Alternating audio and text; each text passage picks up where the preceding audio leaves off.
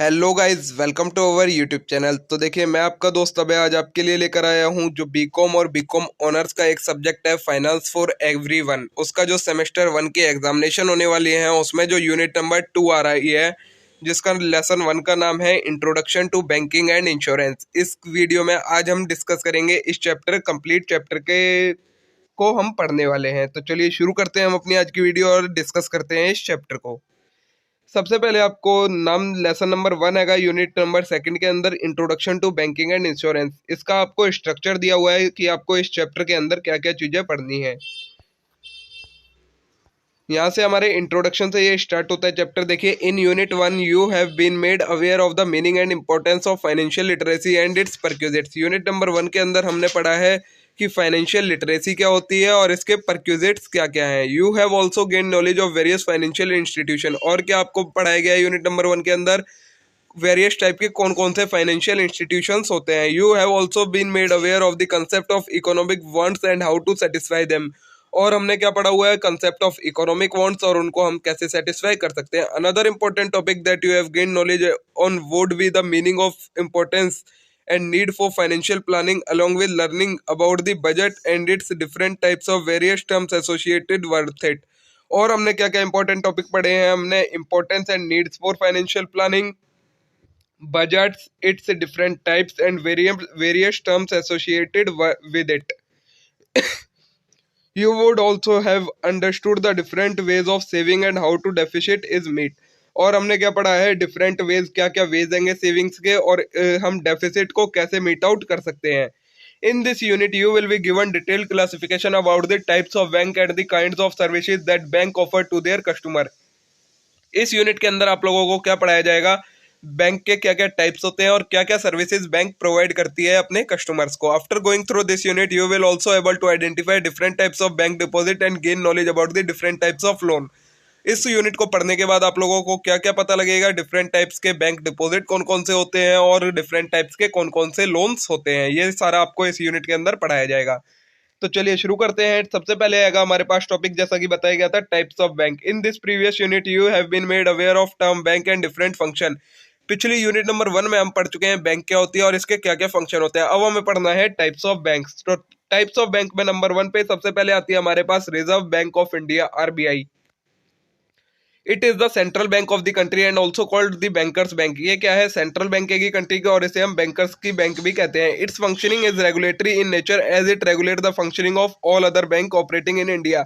इसका क्या फंक्शन है? ये जितनी भी इंडिया में बैंक्स हैं उन सभी बैंक्स को ऑपरेटिंग को फंक्शनिंग करती है, मतलब उन सभी बैंक्स को संभालती है।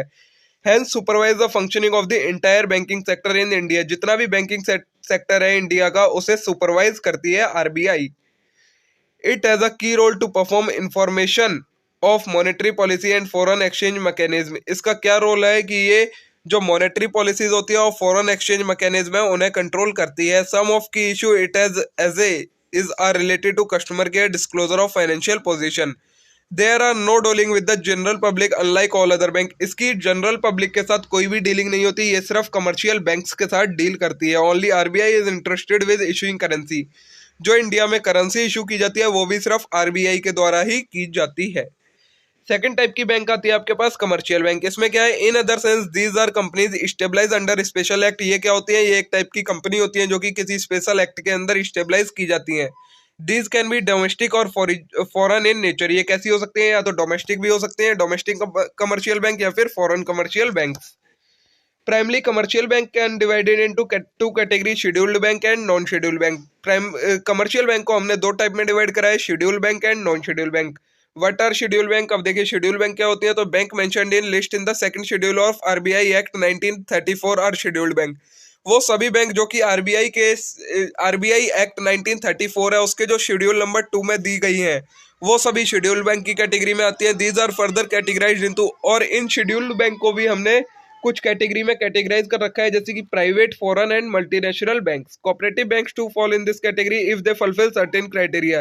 जो कोऑपरेटिव बैंक है वो भी इसी कैटेगरी में आती है अगर वो इसका क्राइटेरिया को फुलफिल करती है। फिर आएगा हमारे पास नॉन शेड्यूल बैंक। तो non schedule bank those that are not listed in above are obviously non schedule bank. जो बैंक्स आरबीआई एक्ट 1934 के सेकंड शेड्यूल की लिस्ट में नहीं है, वो सभी बैंक हमारी नॉन शेड्यूल बैंक आ जाती हैं। There were a total of 1458 non schedule bank in India. पूरे इंडिया में 1458 नॉन शेड्यूल बैंक्स हैं। फिर नेक्स्ट टाइप की बैंक आती है हमारे पास रीजनल रूरल बैंक्स। ये कौन सी बैंक होती हैं? तो these are stabilise by government, be it national, state और एट यूनियन टेरिटरी लेवल। ये कौन सी ये बैंक्स गवर्नमेंट के द्वारा स्टेबलाइज की जाती हैं, कहीं पर भी कर सकते हैं, नेशनल पर लेवल पर, स्टेट लेवल पर और यूनियन टेरिटरी लेवल पर। Their operation are limited and local to state और union territory in which they are stabilize. इन ये कहाँ कहाँ फंक्शनिंग कर सकती हैं? तो जिस स्टेट और जिस यूनियन टेरिटरी में ये स्टेबलाइज की गई हैं उन्हीं में ये काम कर सकती हैं। Hence their area of operation is pre-defined। इनका एरिया ऑफ ऑपरेशन पहले से डिफाइन किया जा चुका होता है। नेक्स्ट टाइप की कैटेगरी आती है हमारी बैंक की पब्लिक सेक्टर बैंक। इसमें एज द नेम सजेस्ट, जैसा कि नेम में कहा गया है, more than 50% of the share are hand of the public namely the government. जिसमें जिन बैंक्स में 50% से ज्यादा शेयर या तो वो सेंट्रल गवर्नमेंट या फिर स्टेट गवर्नमेंट के हाथ में होता है तो उन्हें हम पब्लिक सेक्टर बैंक कहते हैं। State bank and its associate bank as well as other nationalised bank are PSB. कुछ एग्जांपल दिए जैसे कि स्टेट बैंक और जितनी भी इसकी एसोसिएट बैंक्स हैंगी और कई सारी बैंक्स भी हमारी जो पब्लिक सेक्टर बैंक्स में आती हैं। फिर आएगा हमारे पास private sector bank next category. In addition to 3 and 4 above are private sector banks owned and managed privately. मतलब वो बैंक जो कि ओन्ड मतलब ओनर भी इनके प्राइवेट इंडिविजुअल ही है और ये कंट्रोल भी प्राइवेट इंडिविजुअल के द्वारा ही की जाती है, तो उन्हें हम प्राइवेट सेक्टर बैंक कहते हैं। Unlike public sector bank their priority is not the economic welfare but their on profitability. Public sector जो बैंक होती है उनका जो मोटिव होता है वो पब्लिक वेलफेयर होता है, जबकि जो प्राइवेट सेक्टर बैंक होती है उनका मोटिव क्या होता है? उनका मोटिव होता है profitability and the objective of formation of such bank nevertheless they too have to follow the RBI rules and regulation in force. इन बैंक को भी, जबकि ये प्राइवेट सेक्टर की बैंक है, फिर भी इन्हें आरबीआई की रूल्स एंड रेगुलेशंस को फॉलो करना पड़ता है। Some of them are ICI, HDFC etcetera. इनके कुछ एग्जांपल दिए हैं आईसीआई, एचडीएफसी और कई सारी हमारी प्राइवेट सेक्टर्स की बैंक है। नेक्स्ट कैटेगरी है हमारे पास कोऑपरेटिव बैंक्स। तो इसका मतलब क्या है? तो the word cooperative means autonomous association of people aspiring to meet their own economic, social and cultural objective through an entity jointly controlled and owned. Cooperative का मतलब होता है जब कुछ लोग मिलकर एक एसोसिएशन बना लेते हैं किस लिए? इकोनॉमिक, सोशल और कल्चरल ऑब्जेक्टिव को फुलफिल करने के लिए, तो उसे हम कोऑपरेटिव कह देते हैं। और जब यही मॉनेटरी ट्रांजैक्शन में डील करने लग जाए तो हम इन्हें कह देते हैं cooperative banks. The binding factor is mutual trust. इन लोगों के बीच में जो इनको जोड़ने का फैक्टर होता है वो क्या होता है? म्यूचुअल ट्रस्ट, मतलब एक दूसरे पर विश्वास। These bank operate on the same lines as other bank but on no profit no loss basis. ये बैंक भी बाकी सभी बैंक की तरह ऑपरेट की जाती है बट इनका मोटिव क्या होता है? No profit no loss. These are registered under cooperative society act 1912। ये किसके अंदर रजिस्टर होती है? Cooperative society act 1912 and this too are RBI regulated. और इन्हें भी आरबीआई रेगुलेट करती है। India the word cooperative is often fixed before the word cooperative. Rajasthan state cooperative bank and Maharashtra state cooperative bank are some example. ये कुछ example होंगे cooperative banks के। Next category आती है हमारे पास फॉरेन बैंक। फॉरेन बैंक्स कौन सी होती है? तो as the name suggest these banks are incorporated in foreign land. ये बैंक जो इंडिया से बाहर बनाई जाती है, फॉरेन लैंड पर इनकॉर्पोरेट की जाती है, उन्हें हम फॉरेन बैंक कहते हैं। The big difference is that they have to abide by the rules and laws of their home country as well as those in force in India. मतलब इन बैंक्स में डिफरेंस क्या होता है? वो फॉरेन बैंक वो बैंक होती हैं जो बाहर बनाई जाती हैं बट स्टेबलाइज किसी और कंट्री में होती है, ठीक है, किसी और कंट्री में बनी और कहीं और स्टेबलाइज हो गई। बट इनमें एक इशू होता है क्या? इन्हें जो लॉज देंगे वो जिस कंट्री में ये बनी है उस कंट्री के लॉज को भी फॉलो करना पड़ता है और जिस कंट्री में ये अपनी ऑपरेटिंग हो रही है उस कंट्रीज के लॉ को भी इन्हें फॉलो करना पड़ता है। In a nutshell they are neither government owned no registered in India. ये ना तो इंडिया की गवर्नमेंट से कंट्रोल में होती हैं और ना ही इंडिया की गवर्नमेंट के अंडर रजिस्टर होती हैं। इनके एग्जांपल कुछ दिए हैं जैसे HSBC, Barclay, standard chartered etcetera. ये सारी हमारी फॉरेन बैंक के एग्जांपल है। नेक्स्ट टाइप की बैंक आती है डेवलपमेंट बैंक। ये कौन सी बैंक है? तो immediately after independence the need was filled to promote the lagging sector of economy and health development bank come into being. India के इंडिपेंडेंस के बाद हमें ये महसूस हुआ कि जो लैगिंग सेक्टर है, मतलब जो पिछड़ा हुआ सेक्टर है, उसको डेवलप करने के लिए हमें किसी की जरूरत है, तो हमने डेवलपमेंट बैंक को स्टेबलाइज किया। There are 4 types of development bank. कौन कौन सी डेवलपमेंट बैंक है? Industrial, agriculture, import export and housing. Thus they are known as specialized financial institution. इसे हम और क्या भी किस नाम से जानते हैं? स्पेशलाइज्ड फाइनेंशियल इंस्टीट्यूशन के नाम से हम इसे जानते हैं। नेक्स्ट है एक्सपोर्ट इंपोर्ट बैंक। तो ये कौन सी बैंक होती है? These banks come into existence for the sole purpose of providing finance specifically for promotion of foreign trade. वो बैंक जो कि फाइनेंस प्रोवाइड करवाती है, किस लिए? फॉरेन ट्रेड के लिए, तो उन्हें हम कहते हैं export import bank. Export import bank of India was established as an apex bank to finance entity in the field of export and import through commercial bank. ये वो बैंक हैंगी जिन्हें को स्टेबलाइज करने का मेन मोटिव क्या था? Finance provide करवाना। किन जगहों पर? जहां पर एक्सपोर्ट और इंपोर्ट की जरूरत होती है। ठीक है। नेक्स्ट है कि हाउसिंग बैंक। हाउसिंग बैंक कौन सी होती है? This provide finance for the housing sector and related activity. वो बैंक जो हाउसिंग सेक्टर से रिलेटेड और उनसे रिलेटेड एक्टिविटीज के लिए फाइनेंस प्रोवाइड करवाए, उन्हें हम कहते हैं हाउसिंग बैंक। हाउसिंग सेक्टर में कौन कौन सी चीजें आती है? जैसे construction of house, plot, house repair etcetera. National housing bank was established to provide housing finance through commercial bank and other agency. National housing bank को स्टेबलाइज किया गया था फाइनेंस प्रोवाइड करवाने के लिए। किनके जरिए? कमर्शियल बैंक और अदर एजेंसी के जरिए। ठीक है। ये आपके टाइप्स ऑफ बैंक हो गए, जितने भी टाइप्स के आपके बैंक। चलिए अब आगे चलते हैं। देखिए various services offered by bank. अब हमें देखना है बैंक क्या क्या सर्विसेज प्रोवाइड करती है। तो the main task of scheduled bank is attracting deposit from investor and utilising it to run their organisation. जो मेन टास्क है बैंक्स का वो क्या है? इन्वेस्टर जिनके पास पैसा है उनसे डिपॉजिट को लेना और उन्हें यूटिलाइज करके अपने आप को रन करना। ये मेन मोटिव होता है किसी भी एक फाइनेंशियल इंस्टीट्यूशन का। ये आपको एग्जांपल देके समझा रखा है। अब देखिए आगे मैं आपको लेकर चलता हूँ जहाँ पर मेन कंटेंट है आपका। देखिए over the last few year the bank has redeveloped themselves and are offering a wide of range of services. कुछ सालों में बैंक ने अपने आप को रीडेवलप किया है और कुछ बहुत ज्यादा रेंज में सर्विसेज प्रोवाइड करवानी शुरू करी गई है। देखिए क्या क्या सर्विस प्रोवाइड करवाते हैं। Number 1, facility of loan. Other than accepting deposit for different time duration, bank deal in advancing loan to different type of entity ranging from individual to large multinational company. सिर्फ deposit accept करने के अलावा bank और क्या करती हैं? Loan provide करवाती हैं कि न किसी भी इंडिविजुअल पर्सन को या किसी लार्ज मल्टीनेशनल कंपनी को, सभी को ये लोन प्रोवाइड करवाती हैं। The interest they earn from giving this loan is the main source of their income. इनका इनकम का सबसे मेन सोर्स यही होता है जो इन लोन प्रोवाइड करवाने पर इन्हें इंटरेस्ट मिलता है। They fulfil the requirement of fund of different section of the society. ये डिफरेंट सेक्शन जिन जिनको फंड की जरूरत होती है उनको फंड प्रोवाइड करवाती है। ठीक है। सेकंड इनकी फैसिलिटी है। देखिए क्या? Overdraft facility. इसमें क्या होता है? Some of the customer are given the facility to withdraw more than the money in their account. कई बार क्या होता है, कुछ कस्टमर को ये फैसिलिटी दी जाती है कि जितना उनके अकाउंट में पैसा है उससे ज्यादा पैसा वो बैंक में से निकाल सकते हैं, तो उसे ही हम कहते हैं ओवरड्राफ्ट फैसिलिटी। द बैंक का interest on the amount withdrawn.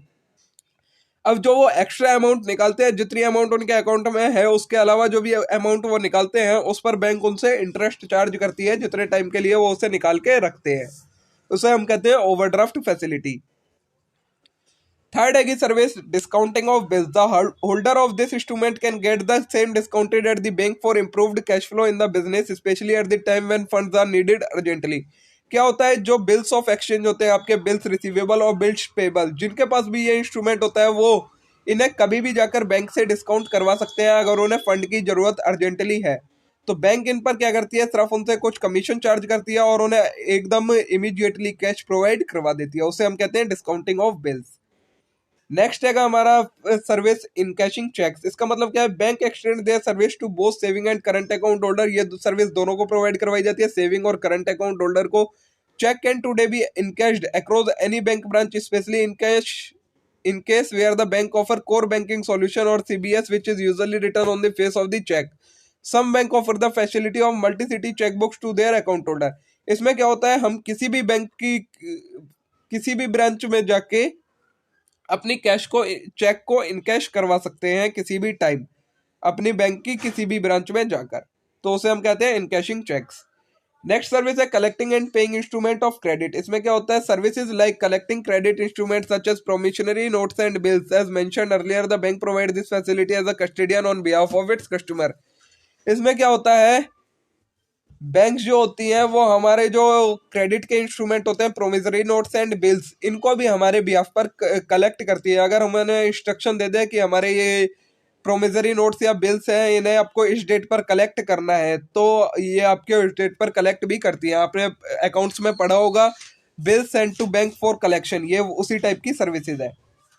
Next है एक्सचेंज ऑफ फॉरेन करेंसी। तो इसमें क्या होता है, another services offered by bank is to convert local foreign currency to local currency needed for account holder dealing trade outside India. और क्या service provide करती है ये, अगर किसी पर्सन को बाहर किसी कंट्री के साथ ट्रेड करना है तो उसे वहीं की करेंसी में डील करना होता है उस ट्रेड के अंदर, तो बैंक प्रोवाइड करवाती है कि वो लोकल फॉरेन करेंसी है उसे लोकल करेंसी के साथ कन्वर्ट कर देती है। नेक्स्ट सर्विस है consultancy. It is started off as a service provided to high net worth individual and today most bank offer financial consultancy services to those customer who are interesting in enhancing their wealth by investing in different instrument, stock market, bank assurance and even tax management। Consultancy services में bank क्या provide करवाती हैं, जिनके पास ज्यादा पैसा है, high net worth है जिन पर इंडिविजुअल्स की, बैंक उन्हें फाइनेंशियल कंसल्टेंसी प्रोवाइड करवाती है कि वो अपने कैसे पैसे को कैसे बढ़ा सकते हैं, इन्वेस्ट करना चाहिए कैसे, वो सभी सर्विसेज भी बैंक प्रोवाइड करवाती है। नेक्स्ट है utility bill payment. The bank may facilitate payment of bills and even taxes such as telecom bill, water and electricity bill. और क्या बैंक कई टाइप के बिल भी पे कर देती है आपकी इंस्ट्रक्शन के अकॉर्डिंग। अगर आपने उन्हें इंस्ट्रक्शन दे रखी है कि हमारा जो भी बिल है इलेक्ट्रिसिटी का, वाटर का, आप उन्हें भी पे कर दीजिए, तो वो भी बिल बैंक्स पे कर देती हैं। तो देखिए गाइस, ये आपकी सर्विसेज थी जो कि मैंने आपको डिस्कस कर दिया है, क्या क्या सर्विसेज बैंक प्रोवाइड करवाती है आप लोगों को। ठीक है, आगे चलते हैं। अब हम हमारा हैगा वेरियस टाइप्स ऑफ अकाउंट, कौन कौन से टाइप्स के हमारे अकाउंट्स होते हैं। तो देखिए, नंबर 1 आता है हमारा saving bank account. It is the या नेक्स्ट नहीं, बेस्ट होना चाहिए। It is the best account for Indian individual with limited income but striving for a better and secure future. ये बेस्ट अकाउंट है किन लोगों के लिए, जिनकी लिमिटेड इनकम है बट वो अपने फ्यूचर को सेव करना चाहते हैं, तो उनके लिए ये बेस्ट अकाउंट होता है saving bank account. This can be open with limited initial amount. इसे हम एक छोटी सी अमाउंट से स्टार्ट कर सकते हैं। Minimum balances account need to be maintain, और अकाउंट के अंदर एक मिनिमम बैलेंस हमें हमेशा मेंटेन करके रखना होता है। The account holder also earn a quarterly interest which varies from bank to bank and another also as per the directive issued by RBI from time to time। और account holder को जो भी वो अपनी अमाउंट बैंक के इस account में जमा करके रखते हैं उस पर उन्हें क्वार्टरली इंटरेस्ट मिलता है, जो कि बैंक टू बैंक डिफर होता है।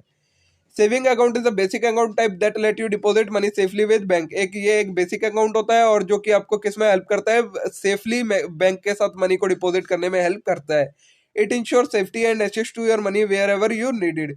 ये किस चीज में आपको हेल्प करता है, कहीं पर भी जब आपको अगर मनी की जरूरत है तो आप इससे में से कभी भी निकाल सकते हैं, कभी भी डाल सकते हैं। You can withdraw your fund either digitally और इन पर्सन। आप डिजिटली भी इसमें से पैसे निकाल सकते हैं। ये हो गया आपका saving bank account.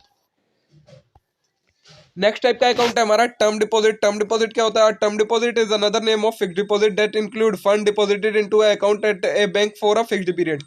Term deposit को हम फिक्स्ड डिपॉजिट के नाम से भी जानते हैं। इसमें हम क्या करते हैं, एक फंड को कितना भी हम फंड एक फिक्स्ड पीरियड के लिए हम बैंक के अकाउंट में जमा करवा देते हैं, उसे कहते हैं हम term deposit. Term deposit investment usually carry short term maturity ranging from 1 month to about 3 years. Term deposit में क्या होता है, इनका पीरियड ज्यादातर छोटा ही होता है, 1 महीने से लेकर 3 साल तक का।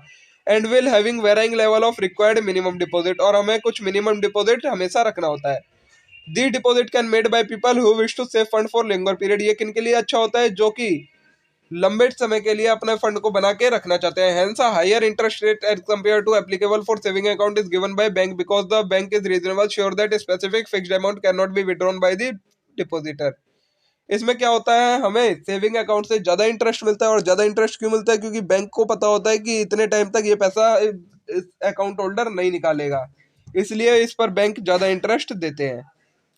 During this time no withdrawal are allowed. इस टाइम पीरियड के बीच में कोई भी विड्रॉल नहीं कर सकता वो अकाउंट होल्डर जिसने ये पैसे जमा करे होते हैं। These deposit are utilized by bank to lend to other entities. और इस डिपॉजिट का बैंक क्या करते हैं, इन्हें लोन देने के लिए यूज कर लेते हैं। ये हो गया आपका टर्म डिपॉजिट। नेक्स्ट है आपका करंट अकाउंट। करंट अकाउंट क्या होता है, तो this account is utilized by large entities such as business house companies and other commercial institution. ये कौन कौन यूज करते हैं, कोई जो बड़े बिजनेस होते हैं, कंपनीज होती हैं और कमर्शियल इंस्टीट्यूशन होते हैं, वो इस टाइप के अकाउंट का यूज करते हैं। as there are restriction on number of time withdrawal can be made in saving account and these above entities need to multiple withdrawal to run their organization, therefore they need the have a separate account.